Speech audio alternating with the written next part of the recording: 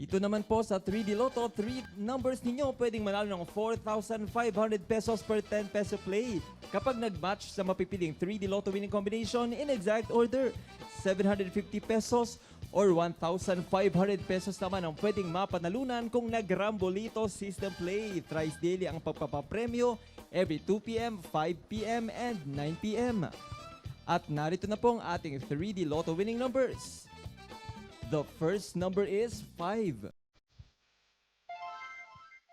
For the second number, we have 6. And the third number is 3. Again, tonight's 3D Lotto winning combination is 5,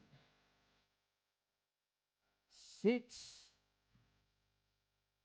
and 3 in exact order.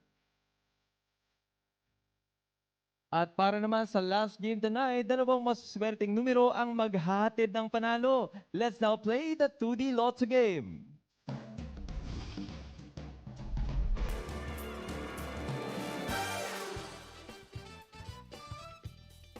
Two-D Lotto players, 4,000 pesos per 10 peso play ang panalo mo kapag nag-match ang 2 numbers ninyo sa ating winning combination in exact order. Kung nanalo by the Rambolito system play, 2,000 pesos ang take-home prize. Reminder lang po sa mga Lotto winners, you have 1 year to claim your prizes. At narito na po ang resulta ng ating 2D Lotto draw. For the first number, we have 10. And the second number is 23.